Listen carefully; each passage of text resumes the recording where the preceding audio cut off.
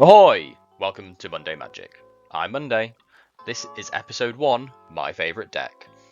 Today we're jumping into my favourite commander deck, which is a Voltron deck with a twist. So let's look at the commander.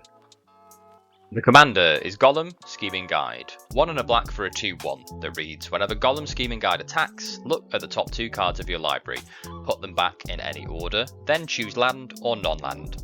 An opponent guesses whether the top card of your library is the chosen kind. Reveal that card. If they guessed right, remove Golem from combat. Otherwise, you draw a card and Golem can't be blocked this turn. So it's a fun little commander that's sort of Voltron, but it gives the defending player a chance to maybe negate all of the damage. It can get quite interesting to play, quite political, and you can usually use this mechanic to convince opponents that you're not the biggest threat at the table, because there's a possibility that they might not die or might not get hit by your commander. So we'll start with the artifacts of the deck. Arcane Signet speaks for itself. A Basilisk Collar, giving your commander lifelink, is quite a nice way, because there's quite a lot of stuff in this deck that will use our life to pay for things, card draw, equip costs, etc. You'll also find you're quite often shields down or with very few blockers, so that little bit of extra life gain can really come in handy. Bilbo's Ring gives you a bit of protection for the commander, also a little bit of card draw, and because our commander is a halfling, only costs 1 to equip, which is quite nice. Blackblade Reforged speaks for itself, makes the commander big, makes the commander hit hard. Commander's Plate, again protection, bit of a buff, in a monocolour commander deck, absolutely no-brainer. Conqueror's Flail, to give a bit of protection, stops people from casting removal spells if the commander actually does go through. And Crawl Space, again, we only care about 1 creature attacking. It's just a good way to help protect our life total and stop from getting stomped too early in the game. A Darksteel Plate, protection for the commander. It itself is indestructible, quite hard to remove, pretty good bit of kit. Defense Grid, we don't play a huge amount of instants and interactions in this deck, so it again stops people from casting stuff on our turn that would remove the commander if it does manage to go through, if you win the mini game that you play. Explorer's Scope, a way to look at the top card of your library, potentially a bit of ramp as well, just quite thematic with the deck, I think. Fire Shrieker gives it double strike, 21 commander damage, or 10 infect, which we do play in this deck. Makes it so that we only have to get halfway there.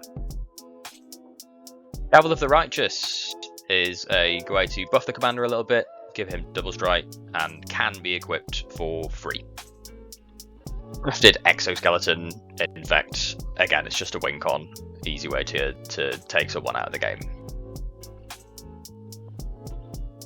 And the Hammer of Nazan, being a Voltron deck, makes life a lot easier when you don't have to be paying all of the equip costs. Also makes the equipped creature indestructible, which is a nice bit of protection for our commander.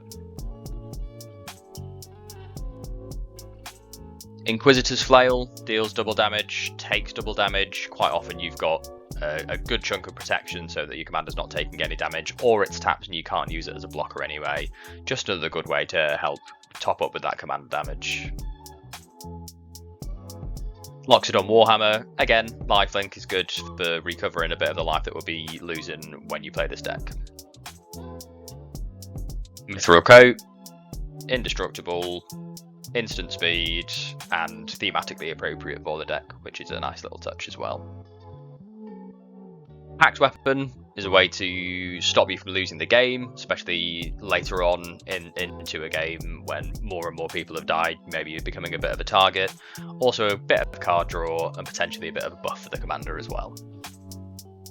The Quietus Spike is great because it makes a player lose half of their life rounded up. With a potentially unblockable commander, you can start making other people look like juicier targets for the other players at the table. Just a good way to deflect a bit of the attention away from yourself. Sensei's Divine in top is a bit of top deck manipulation, speaks for itself really. The Sigil of Distinction is a X spell. There's potential ways to generate quite a lot of mana in this deck, with it being mono black. There's some good ways to do that. It's a free equip cost and buffs the commander. I don't need to explain this one to you. I don't need to explain this one to you either.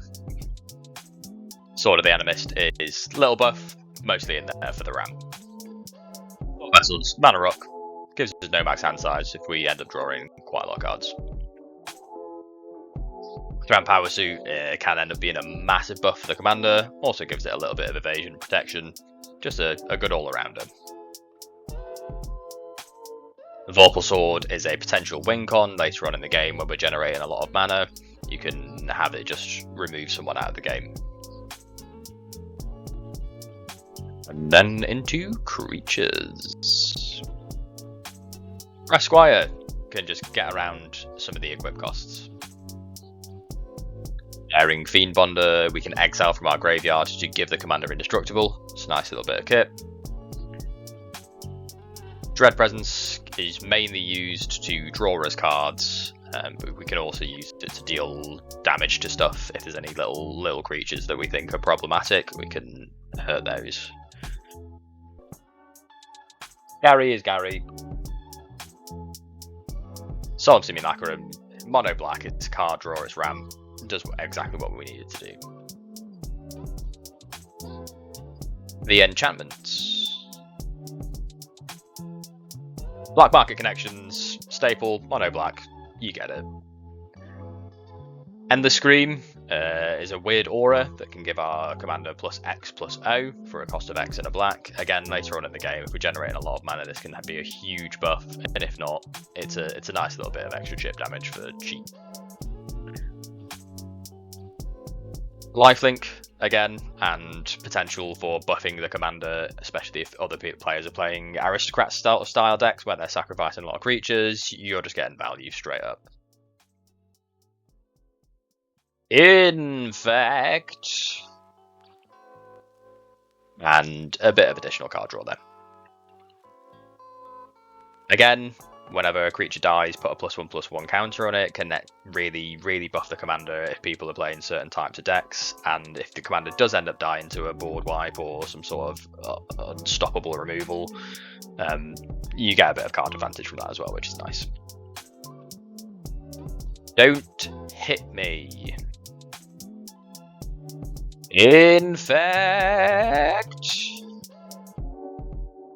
Card draw, black staple, you get it.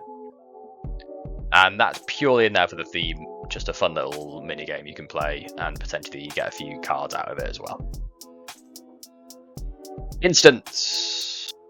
Starion's Thirst is a great bit of removal, which also buffs your commander. Blood Pact is card draw. Crushing Disappointment is card draw, and what my mother calls me. Dark Ritual is just a bit of ramp for the early game. That's a nice little fog. If someone's going to hit you for lethal, it's a potential answer. Creature buff, you can use this on your commander. You can sometimes use this on fringe events because it's an instant on other people's creatures. If someone might have lethal or is very close to lethal on one of your opponents, you can just bump them up a bit, use them to take other people out of the game. That's a nice little redirect. Again, if someone's going to remove something that's important for your game plan, or if someone's trying to target you personally with something, great way to just swap over elsewhere. Protection for the commander and potential card draw. There is some +1/+1 counter stuff in here. It's not massive, but you never know. Again, quick way to make the commander indestructible, pinch, and will also generate you a blocker if needed. Indestructible or a +1/+1 counter should you need it. Infect and Achiever, because we're playing a silly deck. We need everything we can get. Lands, Duke of Bog, get rid of people's graveyards, you know what it does. Cabal Coffers, it's mono black, we're mostly in swamps, why would you not? Cabal Strongholds, it's like Cabal Coffers, just not as good.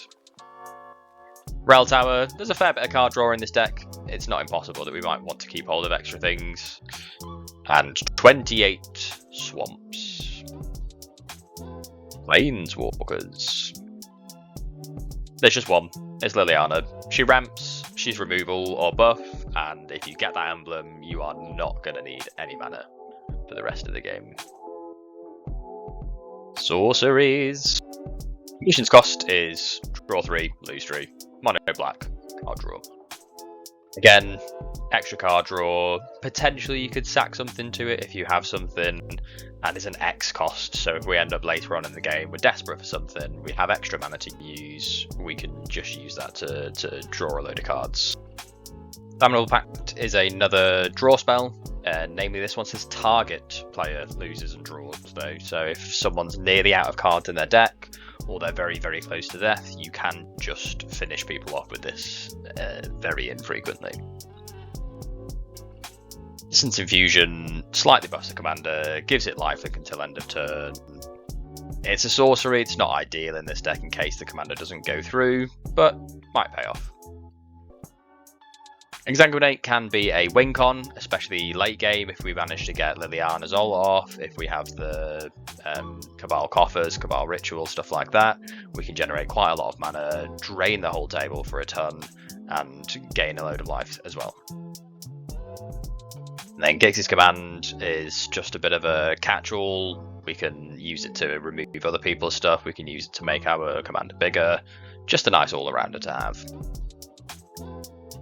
Grim Tutor is a tutor. I don't usually agree with tutors in Commander, but when you're playing silly theme decks, I think they're quite forgivable because without some sort of tutors, some of these decks wouldn't be doing a great deal.